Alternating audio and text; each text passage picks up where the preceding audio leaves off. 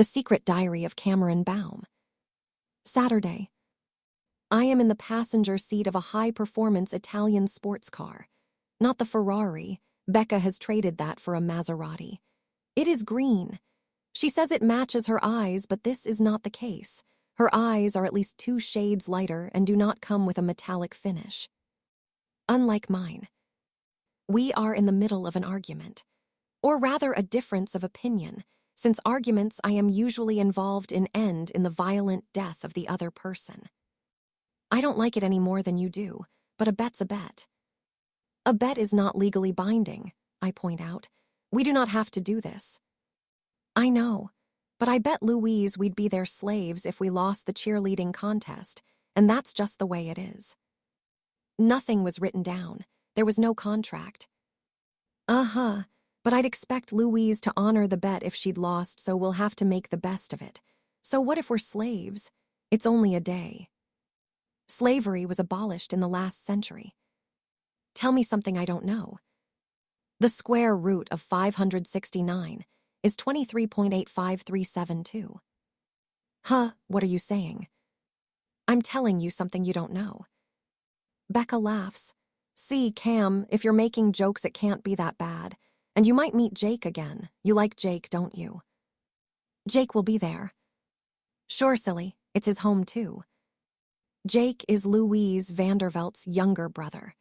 One day in the future, he will perform an act of heroism that will consolidate mankind's resistance to Skynet. It will also result in his death. It will be interesting to see him again, while he is still alive. It must be nice to have someone have a crush on you, Becca sighs. No one's ever had a crush on me. I expect to hear the usual maudlin self-pity at this point. It is her stock in trade. But she surprises me by snapping out of it almost before it begins. Perhaps it is because of the $500,000 I gave her several days ago. I find the more money humans have, especially if they didn't have to work hard for it, the happier they are. And she didn't have to lift a finger for it. What's the time? I glance at my watch. This is the watch Becca bought me as a thank you present for the money I gave her. She does not really wish to know the time. Since the dashboard clock is clearly visible, she merely wishes to draw my attention to her generosity. Another human foible I have come to understand and tolerate. 10:30. She nods, smiling. Can't beat a Rolex for telling the time. Actually, you can. My internal atomic clock informs me the Rolex, all $5,000 worth, has lost 0.2 of a second in less than 3 hours. As an accurate timepiece, therefore, it is worthless, but it makes a fairly attractive bracelet. We enter Brentwood, a suburb of Los Angeles. The streets here are broad and lined with trees. The houses are individually designed and sit in large grounds protected by high fences or hedges. Many have security devices attached to the gates. Louise's house, for example. Becca brings the Maserati to a smooth stop beside a wide metal gate, rolls down the window, and activates the intercom set in a stone pillar. Who is it, poor favor? A Spanish accent. Probability, the maid. Becca and Cameron for Louise Vandervelt. One momento, please. There's a click and the metal gates swing open. Becca parks the Maserati next to 3 smaller sports cars, one pink, the others white and yellow. They belong to Louise and her friends, Alexis and Haley. The 3 girls meet us at the door. Welcome, slaves, giggles Alexis, who, like the others, is blonde and extremely thin. Yeah, let's get this nightmare over with, shall we? Becca says. That's no way to talk to your masters, slave. You deserve to be punished for your insolence. And FYI, we're not doing anything disgusting or kinky. You wish, Louise sneers. And don't worry, you're gonna love what we've got planned. I'll bet. Another bet. I hope not. Last time we lost. VNDRVLT residence. You want us to what? Pedicures. You and Freak Show are gonna give us pedicures. We've got all the stuff you need. You realize this is totally gross and demeaning. Or you can clean the toilets. The house has 10 the last time I counted. Your choice. Becca sighs with resignation. Fine, get your manky toes out then. I had not realized the human foot required such high maintenance. Take the toenail. This requires abrasion, the removal of old varnish using solvent, a primer coat for bonding, 3 layers of artificial pigment, and a final sealant coat of fresh varnish. All must be accurately applied by hand to each individual toe. It is time-consuming but oddly engrossing. I wonder if John will let me paint his. Hey, she did a pretty good job, Haley admits, wiggling her painted toes for the others to see. Look, she even did the little pinky without smudging. You're lucky. This one's hopeless, Alexis tells her, pointing at Becca knelt at her feet. Hey, I'm doing my best. You've got huge cuticles. I've used half a bottle just on your big toes. It's like painting a barn. I've got beautiful, dainty feet. For a hobbit. Shut up, slave. Would you give it a rest? You're so stupid sometimes, Lex. I'm not stupid. Yeah, right. Who was it thought autoerotica meant sex with cars? No, I didn't. I heard you ask Louise if boys stuck it up the tailpipe. Yeah, well, it shouldn't be called auto something if it doesn't involve automobiles. It just confuses people. Stupid people. Alexis holds up her middle finger in reply. That your age or IQ? Both. No, wait, neither. I meant neither. Becca's derisive laughter fills the room. Speaking of automobiles, is that your Maserati parked outside? You know it is, Haley. You saw us arrive. What happened to the Ferrari? Traded it. I fancied a change. Plus the Maserat's green. It matches my eyes. Least it's not ginger to match your pubis, Louise sneers. The other girls snigger. Becca frowns but says nothing. In the past, such a remark would have caused her to retaliate heatedly. Perhaps this is a sign of the maturity humans covet and value so much, at least until it causes their hair to gray and skin to wrinkle, then maturity is no longer quite as welcome. God, how did you persuade your father to buy you a Maserati? Haley inquires. Oh, Daddy didn't buy it. He doesn't even know about it. I used my own money. Paid cash, actually. From your allowance. No freaking way. Becca smirks, glances at me, then proceeds to tell them about our trip to Vegas.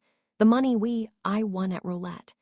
It is an abbreviated version, and she makes no mention of the security guard it was necessary for me to terminate or the 3 casino employees who later came after us in an attempt to extort the money. They are now dead. Humans all die eventually, some sooner than others, especially if they encounter me. Oh my God, $1 million. For real. That's high. And Cameron, what? Counted cards or something like in the movies. Not cards, roulette. She calculated where the ball would land, and it did, every time. Is that even possible? Everyone looks at me. I begin a simple explanation that involves physics, friction analysis, gravity fluctuations, predictive trigonometry, and basic mass inertia calculations, but Haley holds her hand up, interrupting. Whoa, don't bore us, get to the chorus, Brainiac. Can you really tell where the ball will land? Yes. Then what are we waiting for? Let's go to Vegas and make ourselves rich. Becca shakes her head. We're not doing that again.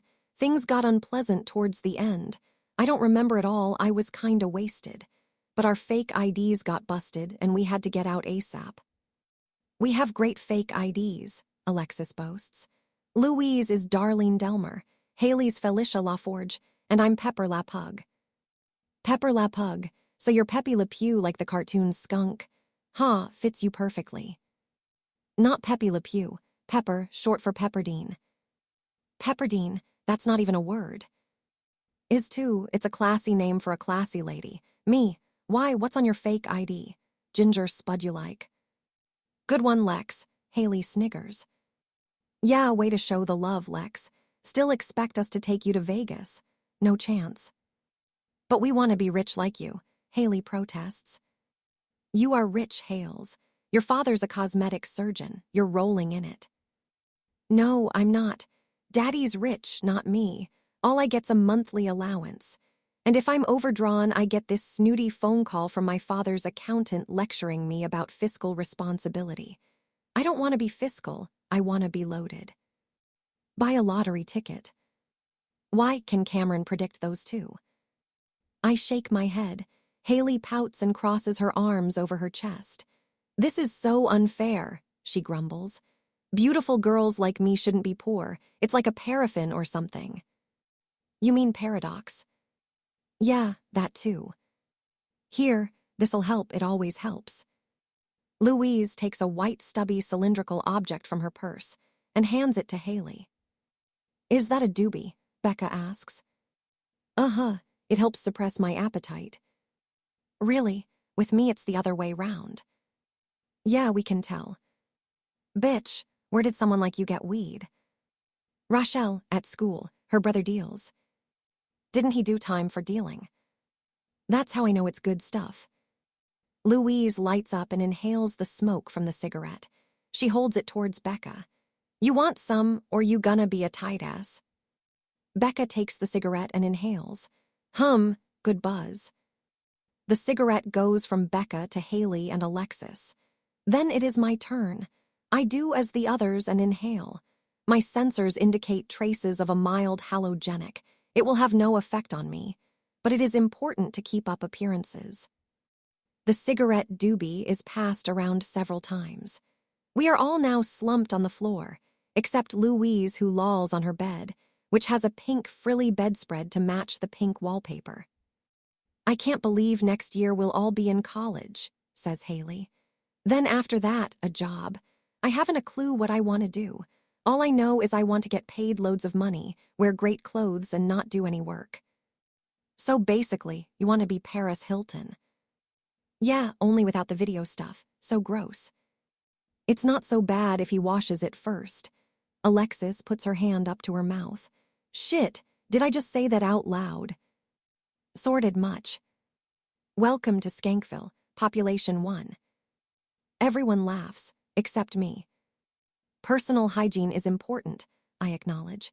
John showers regularly twice a day. John, is that her boyfriend? Gag, does she wear those fingerless mittens on dates? Major turn off. John's her brother, Becca explains. You've seen him, he goes to our school. Oh yeah, he's kinda cute. Is he seeing anyone? Kate Brewster. Do we know a Kate Brewster? Haley wonders aloud. Alexis says, we know a Kate Webster, bad hair, huge pores, mother works for a living. No way. Way, it's like living in the Dark Ages.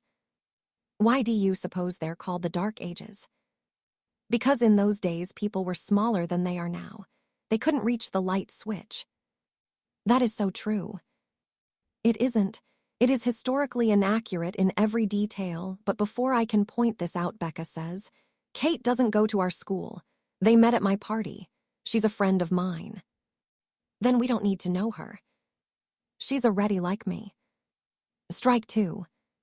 And she loves animals. Strike 3. The doobie gets passed around some more.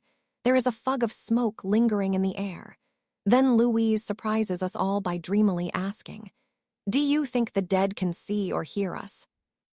My social integration software pings. This is outside the normal parameters of teenage communication. I notice also Haley and Alexis exchange anxious glances. Something is amiss, and it has happened before. What, like people who died? Becca asks. People who knew you, loved you, even relatives, family. I don't anyone who's dead. Shit, I'm sorry, Louise, I forgot. Your mom.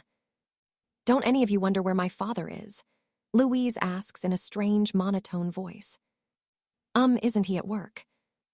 It's Saturday. Try again. Shopping at the mall. I hear there's a sale at Barn. Daddy hates shopping. No, he's with his mistress. She lives in the valley. The valley, Ewa. She's a paralegal, half his age. I followed them once. He'd rather spend time with her than his own family. Louise, Mom lost a lot of weight before she died. I weigh less than she did. That's why he spends so much time with that slut. I remind him of Mom's illness, all the bad memories. He can't stand being around me. Did he tell you that? He doesn't have to tell me anything. I drove him away. I know that much. Let's change the subject, Haley suggests with forced jollity. Hey, what's the deal with Lady Gaga? Does anyone else see a short, chubby Jewish girl in a bad wig totally ripping off Goldfrapp? No one replies. Louise stares vacantly into space. Her eyes seem to glisten, but perhaps it is a trick of the light. There is a knock at the door. Becca, Alexis, and Haley frantically wave their arms trying to disperse the smoke. WW, who is it? It's me, Jake. Jake, Louise's younger brother. Alexis sighs with relief and opens the door. What do you want, Munchkin? I wondered if what's that smell? What smell? There's no smell. Yes, there is. It smells really bad in here. Okay, Becca farted. I did not. Don't listen to her. Hey, look, Jake combed his hair. And he's wearing a new shirt. He combed his hair for his girlfriend. He wearing a new shirt for his girlfriend. Shut up, Jake's face reddens. His tiny hands bunch into fists at his sides. He glares at Haley and Alexis, then glances in my direction. I don't have a girlfriend, he insists. What do you want, Jake? We're busy. I wondered if Cameron would like to see my train set. Train set, Alexis giggles. Is that what boys are calling it these days? I climb to my feet and join Jake. As I pass her, Alexis whispers, word up, Casey Jones. He's underage, so no flashing your junk. What can she mean? Jake's room.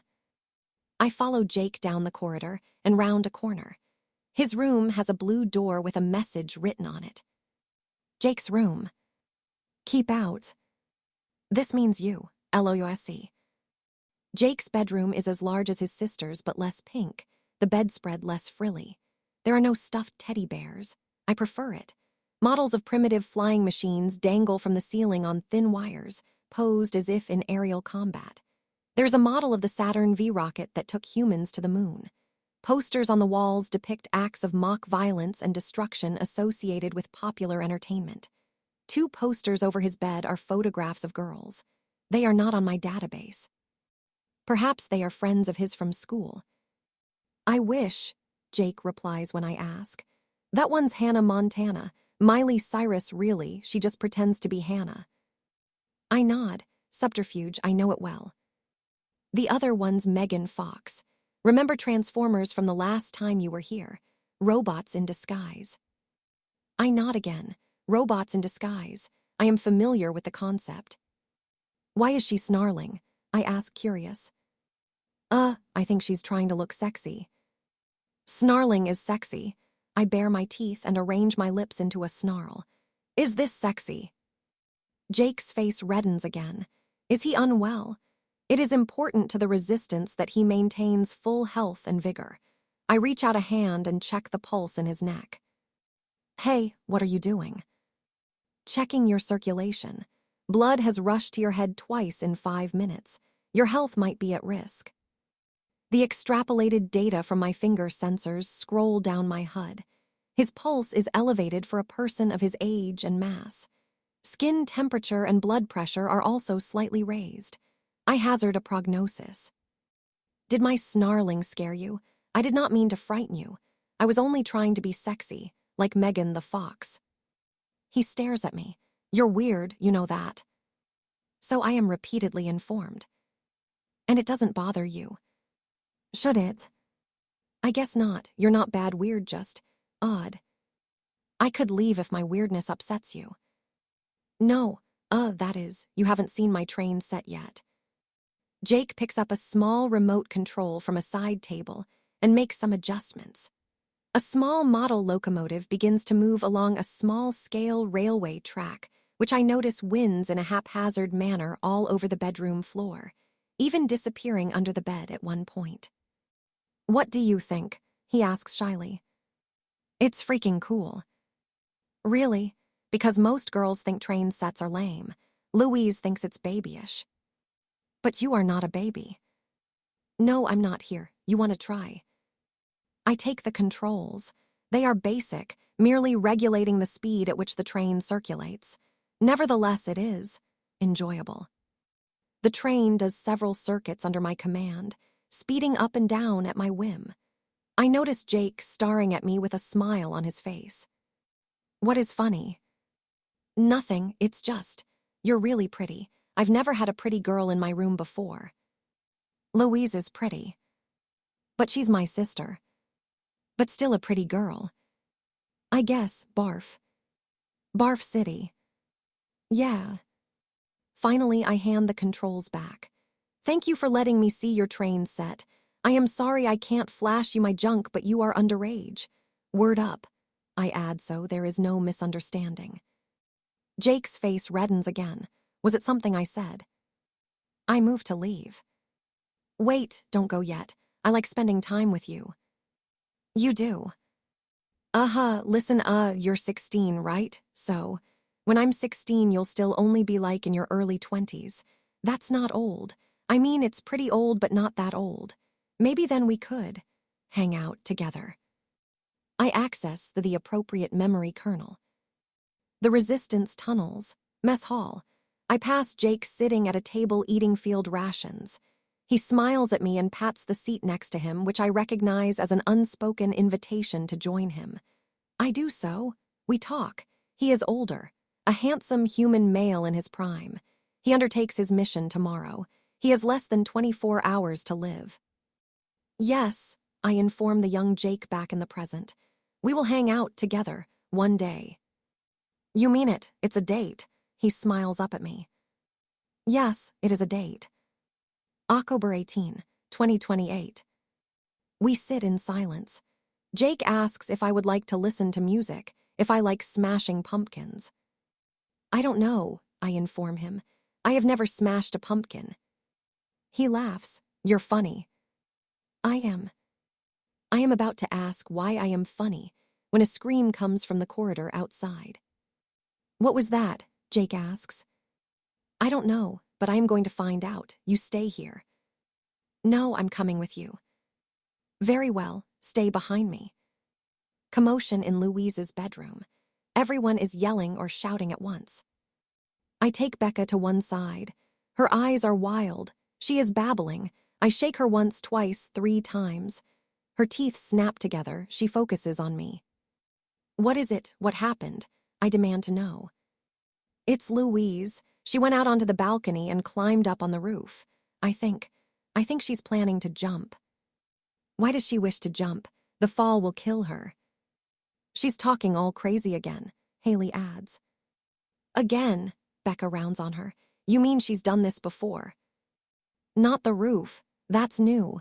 She gets depressed and talks crazy sometimes. We think it's the meds she takes. She's on medication, and you let her get baked.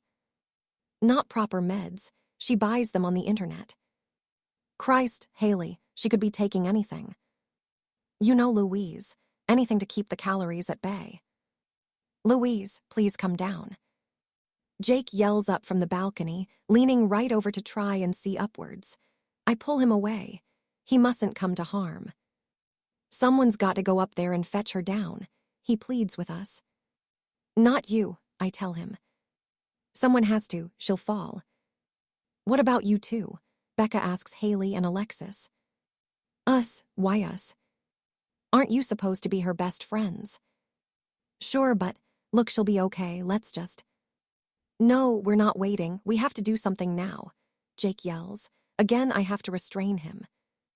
I'll go up, Becca announces, but no sooner has she climbed on the balcony railings than she is down again. I can't do it. I'm sorry, Jake, I'm terrified of heights. Cameron, you'll go up, won't you, please, for me. I hesitate. Louise's ultimate fate, whether she lives or dies, is irrelevant. I have no stake in it.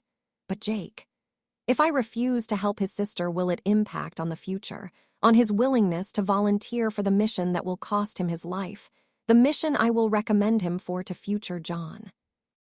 I make my decision. Roof. The roof is constructed of heavy terracotta pantiles, easily able to support my weight. There is a view of the road, but it is obscured by the canopies of tall trees which cast deep shadows. No one will see me. No one will see what occurs here except the two of us. Louise is on the south side, stood on the edge looking down on the sun terrace and pool below. I approach cautiously. She spots me. You. Her voice is flat, emotionless. Your brother wishes you to come down. He is concerned for your safety. Nothing. If you fall, you will perish. What do you care? I care because Jake cares. He's better off without me. I disagree. Louise turns and stares down at the ground below. I see my chance and seize it, moving as swiftly as possible across the pantiles. Whether she meant to jump or my movement startled her, I do not know. But Louise falls just as I reach her.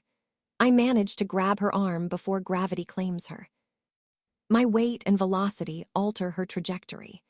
Instead of falling straight down, we arc outwards, missing the hard surface of the sun terrace and land in the water of the swimming pool.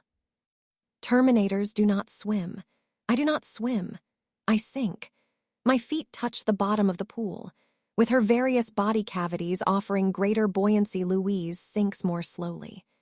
As soon as she is within range, I grab her and walk across the base of the pool and up the steps in the shallow end. Louise. The others exit the house as I set down Louise's body on the tiled surround. I check her pulse. It is weak and thready. It is likely she ingested water. Is she going to be okay? Jake asks. She requires CPR. I step back. This is not a task for me. CPR requires air from one person's lungs being transferred to another's. I do not possess lungs. I'll do it. I took a class once. If I can remember, Becca says. Come on, Vandervelt, breathe. We called for an ambulance, just hang in there. The ambulance arrives with no discernible change in Louise's condition. The paramedics load her onto a gurney and transfer her to their vehicle. Jake climbs in the back with his sister, worry etched on his small, tear-streaked face. Someone should go with them, says Becca. Haley, Alexis. A hospital. They're full of, sick people, Alexis states, shaking her head emphatically. We don't do hospitals, adds Haley. Just like we didn't do roofs. Okay, I'll go. You know what? Louise is really lucky to have friends like you two. Really, really lucky. Since neither Alexis or Haley have demonstrated any qualities normally associated with friendship, I concur this must be what humans term sarcasm. Home. I drive the Maserati home. John is seated in the kitchen. He looks up as I enter, noticing my damp hair and clothing. Interesting day, he asks, deadpan. It had its moments. Understatement, a human trait I have successfully mastered. John, do you think I've time for a shower before your mom gets ho-oh? Sorry. Kate Brewster. Kate Brewster standing in the doorway in one of John's shirts. And nothing else. Bare legs and feet, pale flesh. Her face reddens like Jake's. Perhaps it's something in the air. Hi, Cameron, isn't it? I'll go and get dressed. John is not underage. Therefore, it is likely junk flashing has occurred here. Word up.